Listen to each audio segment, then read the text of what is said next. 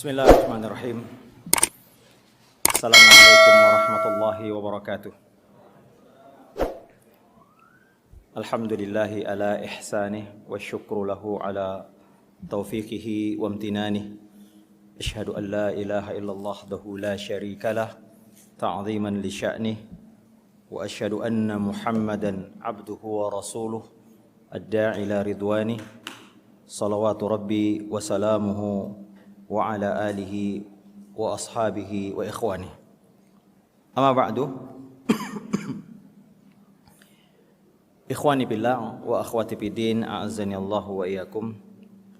Kita memasuki saat-saat paling afdal di waktu-waktu, di musim-musim rahmat, di musim-musim kebaikan, yaitu 10 terakhir bulan Ramadan. Allah Jalla Jalalu bersumpah wal fajri walayalin ashr, demi waktu fajar dan demi 10 malam yang terakhir, yakni 10 hari terakhir bulan Ramadan ini. Oleh karenanya hadirin yang dimuliakan Allah Azza Jalla, hendaknya kita betul-betul pada hari-hari terbaik ini hendaknya penuh berharap, ya, kita termasuk hamba yang diampuni oleh Allah Azza Jalla dosa-dosanya, yang diterima amal ibadahnya, dan kita akan keluar di bulan Ramadan dalam keadaan diampuni dosa-dosa kita semua. Amin ya rabbal alamin. Sungguh Rabb kita ikhwah adalah Rabb yang maha luas rahmatnya. Inna rabbaka wasi'ul maghfirah. Sungguhnya Rabbmu adalah zat yang ampunannya sangat luas. Bahkan ikhwani billah azani Allah wa iyyakum, Allah Subhanahu wa taala berfirman, wa rahmati wasi'at kulla syai', dan rahmatku, yakni kasih sayangku, meliputi segala sesuatu. Ya. Kemudian juga dalam ayat yang lain Allah taala berfirman, Rabbana wasi'ta kulla syai'in rahmatan wa ilma.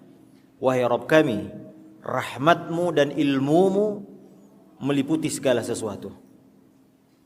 Ya. Allah Ta'ala menggandengkan antara ilmu Allah dan rahmat Allah Azza wa Jalla, yakni sebagaimana ilmu Allah meliputi segala sesuatu, maka demikian pula rahmatnya ikhwah meliputi segala sesuatu.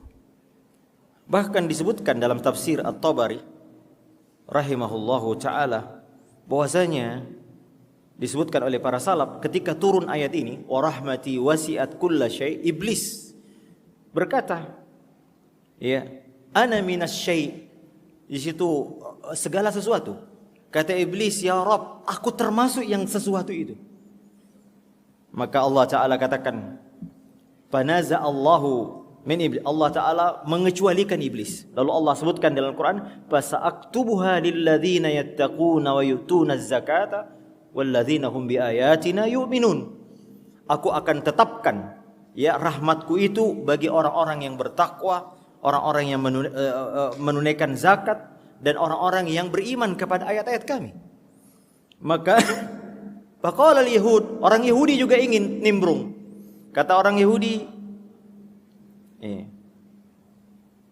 nahnu nattaqi, kami juga bertakwa, wa nu'tiz zakah, dan kami juga mengeluarkan zakat, wa nu'minu bi ayati rabbina, dan kami beriman kepada ayat-ayat Allah Azza Jalla.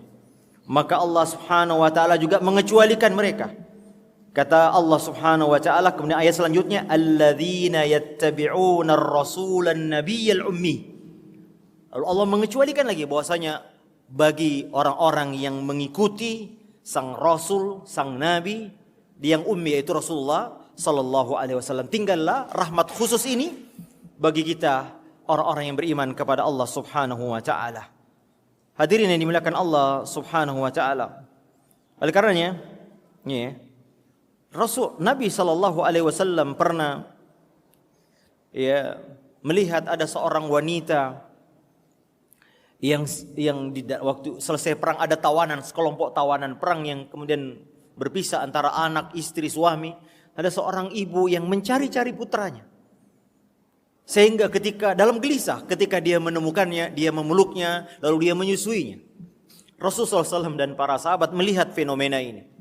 Lalu Nabi SAW bersabda kepada para sahabat, Atarawna hadhil mar'ah, apakah kalian menganggap wanita ini tarihatan waladaha finnar, akan tega melempar anaknya ke dalam api?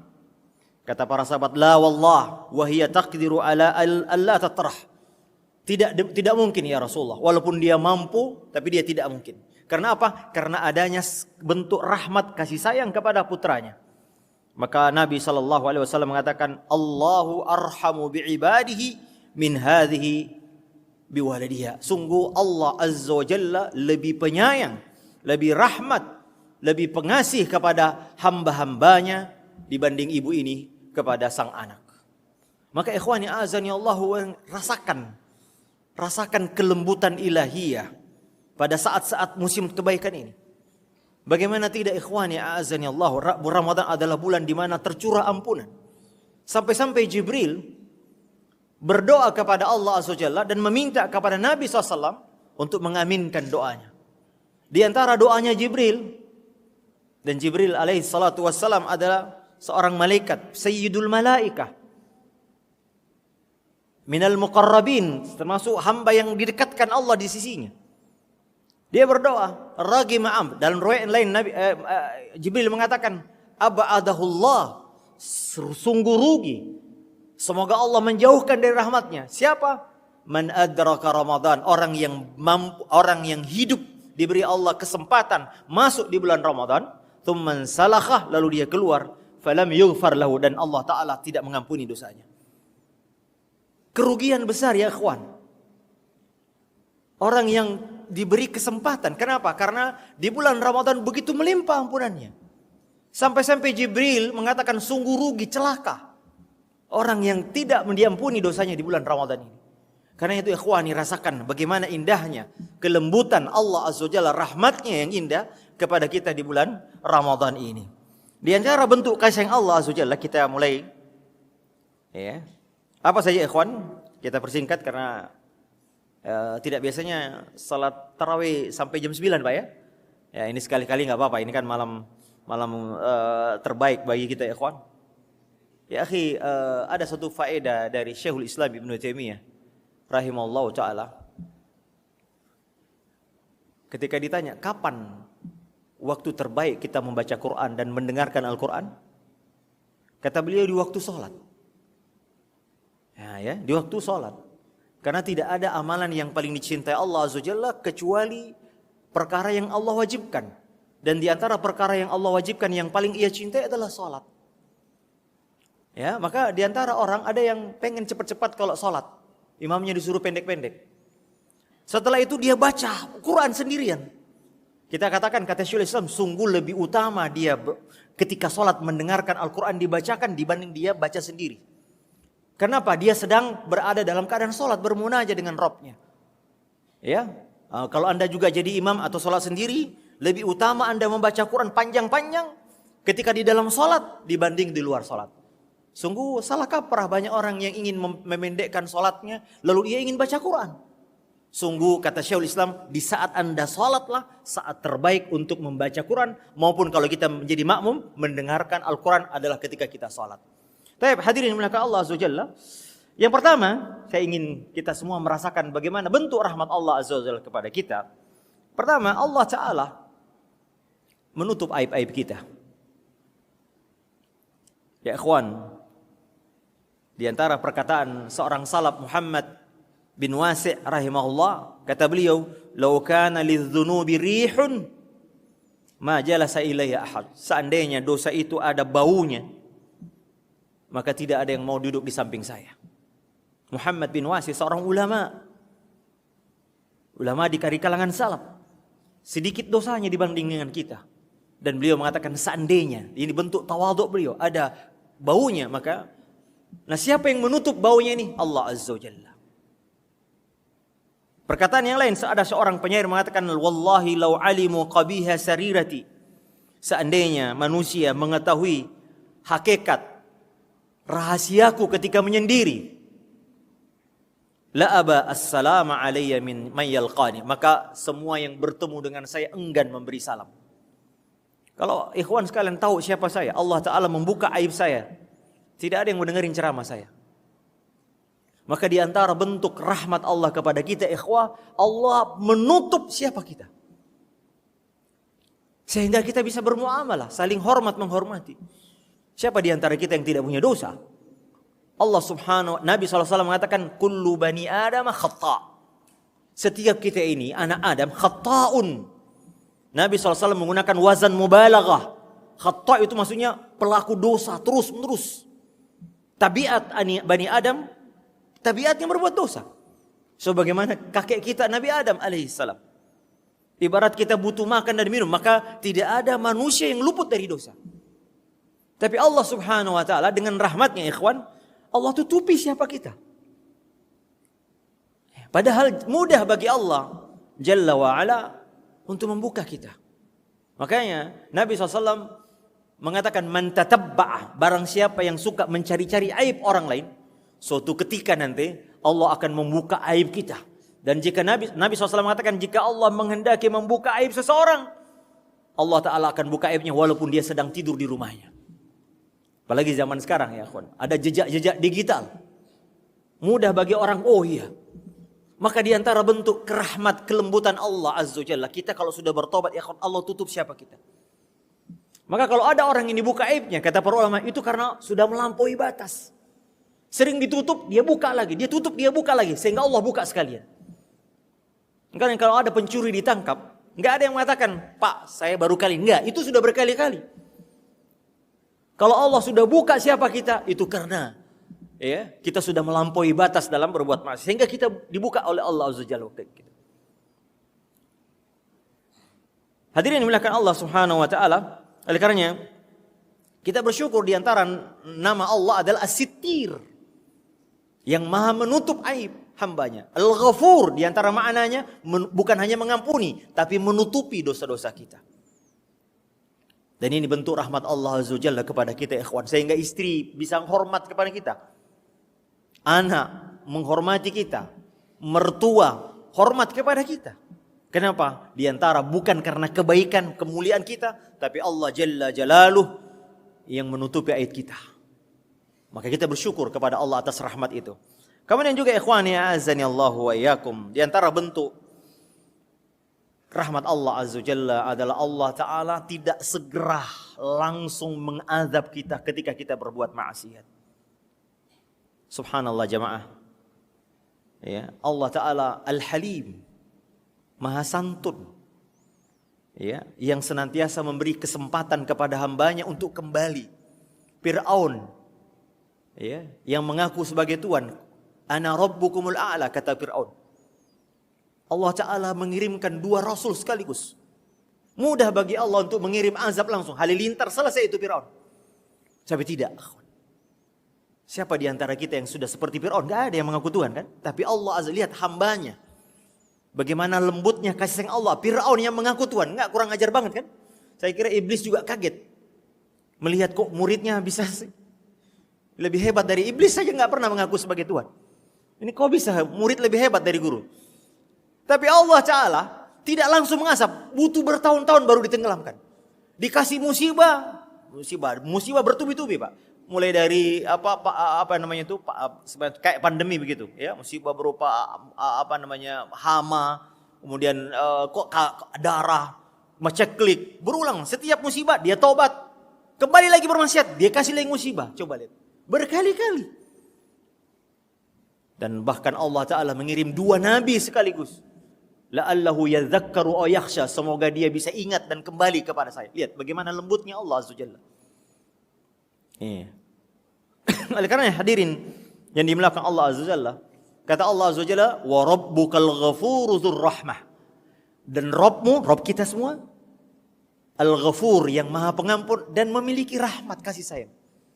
Lau yu'akhidhuhum bima kasabu, seandainya Allah mengazab mereka karena dosa mereka secara langsung, ya, la'ajjala lahumul azab, tentu Allah akan segera langsung tunai menyegerakan azab kepada kita. Wal ballahum mau'idum, Tetapi Allah Ta'ala menunda, ya, sampai waktu tertentu. Ya. Wala yajidu min dunihi mau'ila, dalam surah Al-Kahfi kita baca. Enggak ada orang yang antum ketika kita bermaksiat, ingat ketika kita bermaksiat tiba-tiba Allah cabut nyawa kita. Tidak, ikhwan. Mungkin sebelum kita kenal agama ini dengan baik, mengenal sunnah dengan baik, coba kalau antum bayangkan ketika itu dicabut nyawa kita dalam keadaan masih terlilit riba, dalam keadaan masih suka bermaksiat, ibu-ibu masih buka auratnya, lalu Allah cabut nyawa kita. Subhanallah. Coba lihat, Allah bimbing kita, ikhwan. Didekatkan dengan Masjid Nurullah, kemudian ada kajian-kajian. Di antara jamaah antum di sini ada pernah yang datang kepada saya, dia bilang, Ustaz, gara-gara majelis ilmu ini saya tobat dari salah satu aliran menyimpang. Setiap dia tidak, menurut keyakinan mereka tidak sah salat kalau bukan alirannya. Tahu Pak ya? Titik-titik ya 4 huruf begitu ya. Dia cerita ke sini setelah selesai. Mungkin masih ada, Allah alam, Pak, sudah ada masih ya enggak ya. Setiap mau salat tapi dia rindu ingin salat berjamaah. Dan menurut keyakinannya tidak boleh sholat kecuali di masjidnya. Tapi kalau harus bolak-balik ke masjid jauh katanya. Sehingga ketika melihat orang berjamaah dia rindu. Aduh, tapi pengen. Tapi dia merasa nggak sah kalau sholat. Akhirnya beliau masuk ke sini setelah kita selesai sholat. Setelah selesai sholat maghrib kan ada pengajian kan. Dikit-dikit iseng dia ikutin. Berbulan-bulan terus dia ikuti. Dapat hidayah dari Allah Azza wa Jalla di masjid ini. Maka ikhwan, di antara rahmat Allah Azza wa Jalla dimudahkan kita dapat hidayah ini. Dilembutkan. Berapa banyak orang ya akhi, pengajian ada di sini bertahun-tahun, tapi lewat begitu aja. Coba lewat. Rasakan kelembutan Allah Azza wa Jalla. Antum dikirim masuk ke sini dan mau duduk mendengarkannya, dapat hidayah. Coba kalau orang ini ya akhi meninggal dalam keadaan menyimpang dan ini takfir. Dia meyakini bahwasanya selain kelompoknya kafir, makanya tidak sah berimam sama mereka. Luar biasa. Kalau dia meninggal dalam keadaan keyakinan akidah. Ini akidah, kalau cuman khilaf dalam masalah furu'iyah enggak apa-apa. Tapi kalau furu' dalam khilaf dalam masalah akidah, ini bahaya. Makanya Syekhul Islam Ibnu Taimiyah rahimahullah jarang dia membuat bantahan kepada khilaf yang sifatnya fikih. Dia membantah aliran Jahmiyah, dia membantah orang-orang Masehi, Nasrani, dia membantah orang-orang Yahudi, membantah semua aliran-aliran Mu'tazilah, dia bantah semua. Alhamdulillah ya akhi, antum dapat hidayah. Di antara bentuk kasih sayang Allah kepada kita, didekatkan pintu hidayah. Lalu kita mendapatkan kebaikan, kelembutan ilahiyah, mendapat hidayah, petunjuk. Dan alhamdulillah. Ini rahmat Allah Azza wa Jalla kepada kita, ikhwani azani Allah wa yakum. Alhamdulillah sekarang beliau sudah kembali kepada pemahaman yang benar ya ikhwan. Bahkan kata beliau, saya termasuk ustadznya, Ustaz. Dan kemarin waktu beliau pulang kampung, dia SMS, Ustaz, mohon doanya, saya ingin pulang. Saya ingin menyadarkan saudara-saudara keluarga saya yang mereka dulu masuk aliran ini karena dakwah saya. Subhanallah ya akhi, ya. Hadirin yang dimuliakan Allah Azza wa Jalla. Itu diantara bentuk rahmat Allah Jalla wa ala, artinya Allah Ta'ala menunda azab 11 bulan lamanya ikhwan kita setiap hari berbuat dosa, bermaksiat. Kemudian Allah tidak segera mencabut nyawa kita. Lalu dengan kelembutan ilahi, Allah panjangkan umur kita agar bisa masuk menjumpai bulan Ramadan yang penuh rahmat ini. Bahkan Allah Ta'ala sampaikan kita kepada 10 hari terakhir. Bahkan Allah Ta'ala bimbing kita bisa salat, bisa beribadah di masjid yang mulia ini, akhwat. Adalah bentuk rahmat Allah Azza wa Jalla. Di bulan Ramadan Allah lipat gandakan pahala kita. Allah berikan kepada kita malam Lailatul Qadar. Setiap malam, wadzalika kulla laila, kata Nabi, setiap malam Allah turunkan rahmatnya. Setiap malam Allah turunkan ampunannya. Setiap malam Allah Ta'ala membebaskan hamba-hambanya dari api neraka. Dan itu lebih banyak di 10 hari terakhir bulan Ramadan ini. Kemudian ikhwani, azani Allahu wa yakum. Di antara bentuk rahmat Allah, bahwasanya jika pun Allah menurunkan musibah, azab, tujuannya adalah untuk kita kembali kepada Allah Azza wa Jalla. Perhatikan ikhwan, ayat-ayat yang berkaitan dengan musibah biasanya diakhiri dengan apa? La'allahum, agar supaya mereka yarji'un, agar mereka kembali kepada Allah Azza wa Jalla. Zaharal fasadu fil barri wal bahr bima kasabat aydin nas liyudhiqahum ba'da alladhi amilu la'allahum yarji'un. Akan muncul musibah di mana-mana, laut, darat, agar Allah Ta'ala menimpakan azab karena dosa-dosa mereka. Apa kata Allah hikmahnya? La'allahum yarji'un, agar mereka kembali kepada Allah Jalla wa'ala. Makanya kalau antum mendapat musibah bisa mengucapkan inna lillahi wa inna ilaihi raji'un, itulah rahmat. Ayat yang dibaca Syekh tadi waktu salat Isya. Alladzina idza asabathum musibah qalu inna lillahi. Apa kata Allah? Ulaika alaihim salawatum min rabbihim wa rahmah. Itulah orang yang mendapatkan rahmat. Ketika ditimpa musibah, antum bisa mengucapkan ini adalah takdir, qadarullah ma syaa fa'ala. Maka itulah bentuk kasih sayang Allah Subhanahu wa taala. Betapa banyak orang setelah mendapat musibah dikurangi hartanya, bangkrut, kena sakit, penyakit. Ya. Ada orang yang ini kisah nyata ya. Saya kenal baik orangnya. Dulunya dia nggak pernah mau sholat di masjid Ahlus Sunnah wal Jamaah. Padahal rumahnya hanya 200 meter. Benci sekali dengan dakwah ini. Suatu ketika dia kena COVID. Dia cerita langsung saya.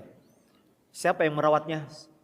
Dokter yang kena waktu itu dokternya pakai, jadi nggak kelihatan jenggotnya. Dokter dan perawat, dua-duanya jenggotan. Tapi dia nggak tahu kalau itu jenggotan.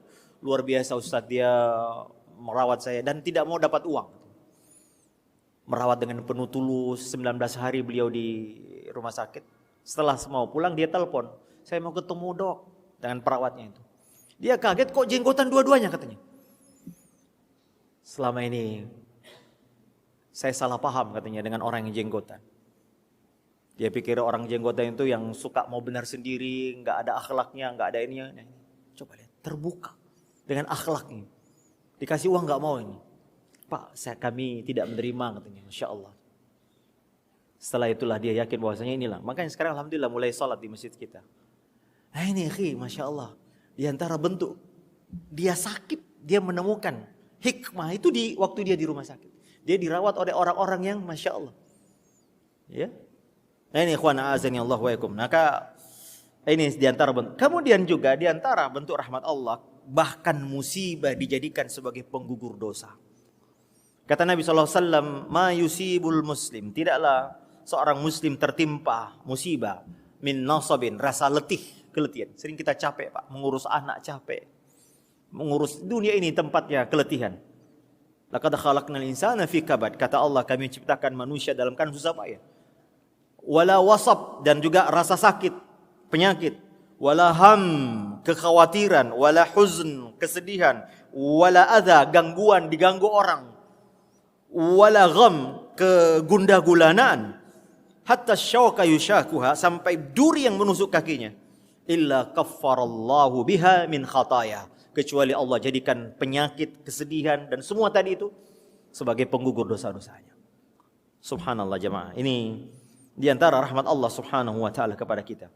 Kemudian diantara ya kawan, Allah buka pintu taubat sebesar-besarnya. Dan bahkan Allah ta'ala mencintai orang yang bertobat. Bahkan Allah Ta'ala bukan hanya menyuruh, Allah Ta'ala menyuruh kita berlomba-lomba, bersegera. Wasari'u ila maghfiratin, wasabiqu ila maghfiratin. Dan Allah mencintai orang yang bertobat. Allah gembira jika kita bertobat. Padahal kita bermaksiat dengan nikmatnya, tapi Allah suka kalau kita datang bertobat. Disebutkan dalam hadis Nabi SAW ada perumpamaan kegembiraan Allah. Ada seorang laki-laki berjalan musafir, membawa perbekalan dengan kendaraannya.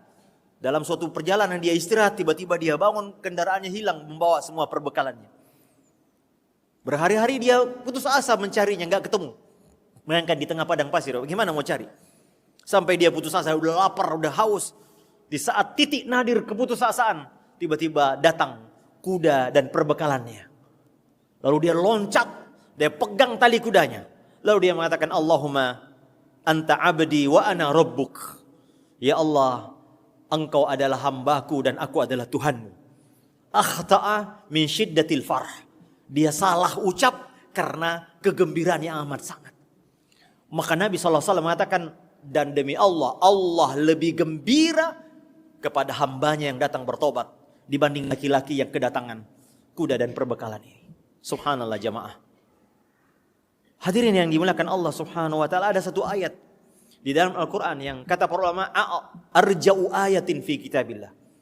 Ayat yang paling memberi harapan kepada kita. Siapapun kita yang merasa punya dosa, kalau membaca ayat ini, niscaya dia akan punya harap. Karena begini ikhwah, di antara syarat diampuninya dosa adalah berharap.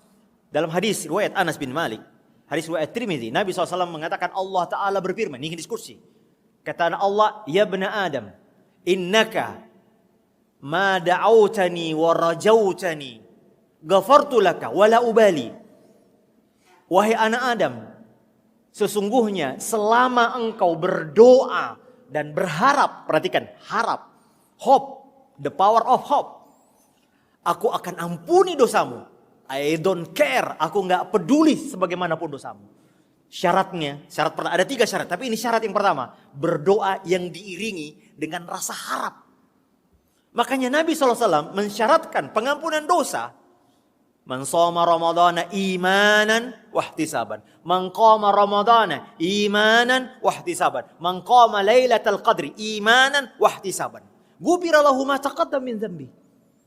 Syarat diampuninya dosa-dosa kita dengan salat, dengan puasa, qiyamul lail di malam Lailatul Qadar adalah dengan apa? Keimanan dan ihtisab. Apa artinya iman? Kita sudah paham semua.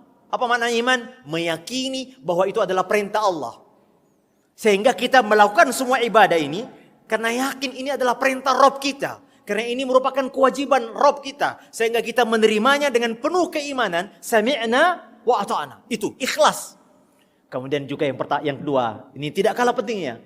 Berharap kepada Allah Azza Jalla. Ihtisab. Coba saya sebutkan di antara pengertian sifat ihtisab. Sebagaimana yang dinukil Imam Ibn Hajar Al-Asqalani dalam Fathul Bari. Mengutip salah seorang ulama Al-Khattabi. Apa makna ihtisab? Al-azimah. Kata beliau adanya tekad yang kuat. Ar-raghbatu ala thawab. Rasa tekad yang kuat. Motivasi yang kuat. Untuk mendapatkan pahala di sisi Allah Subhanahu. Thayyibun nafs. Jiwanya senang melakukannya. Kita sholat tadi itu senang Pak. Kenapa? Ada hope. Kita berharap diampuni. Kita berharap mendapatkan Lailatul Qadar. Kita berharap masuk surganya. Sehingga kekuatan harap itulah yang membuat syarat kita diampuni oleh Allah Azza Jalla. Kemudian ghaira mustathqilin, tidak merasa berat melakukan ibadah tadi. Wala mustatil, dan tidak merasa lama. Kalau Anda sholat tadi merasa aduh kapan sih imam ruku, kapan selesai? Merasa berat kalau sholat, merasa berat ketika puasa, merasa masih lama, tiap-tiap dikit-dikit melihat jam, kapan ini buka. Ya, saya yakin kita semua hari-hari ini pasti tahu jam berapa azan maghrib. Betul nggak Pak? Pemerhati azan maghrib semua kan? Ya, tahu semua, sampai detiknya, sampai jamnya, tahu kapan ini.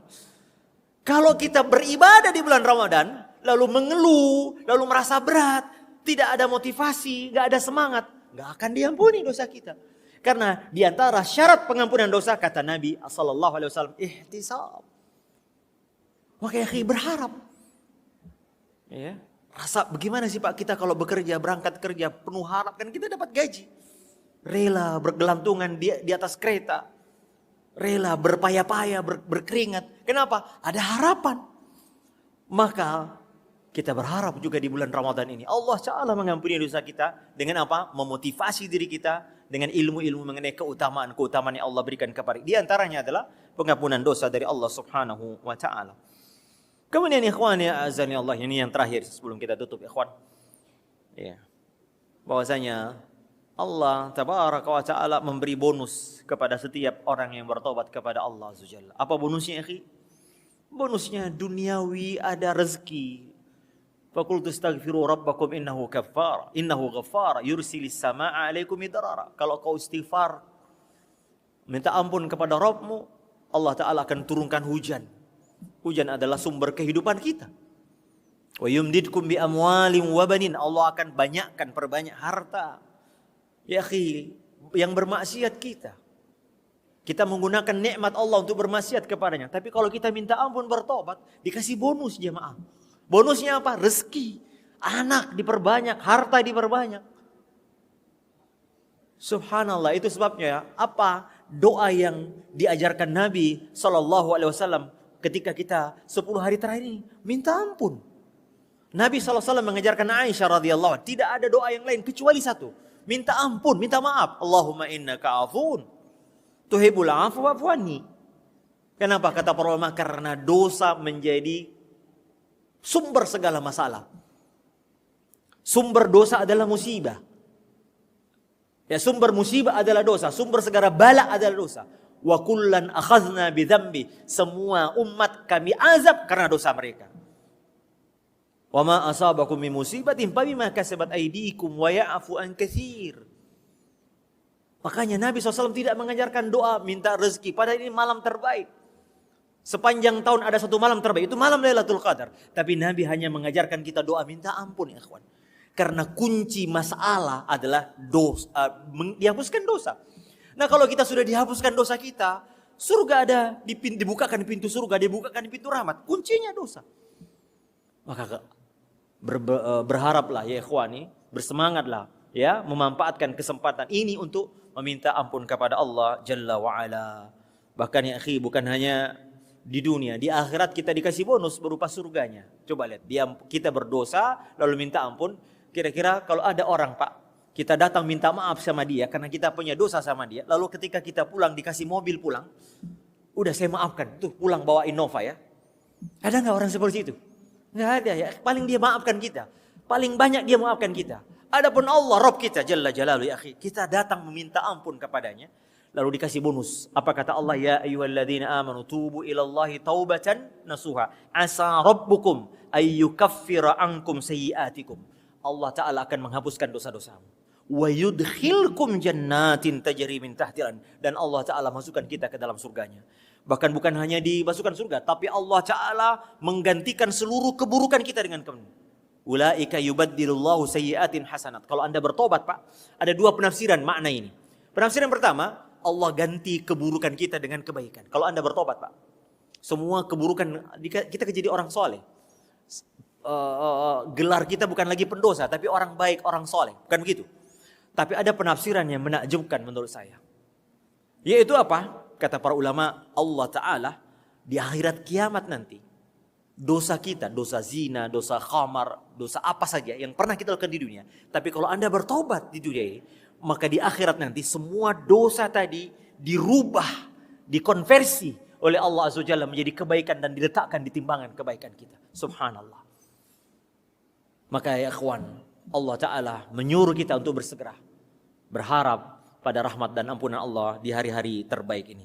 Hadza wallahu ta'ala a'la wa alam, sallallahu ala nabiyyina wa ala alihi wa sahbihi wa sallam, wa akhiru da'wana anil hamdulillahi rabbil alamin. Wassalamu alaikum warahmatullahi wabarakatuh.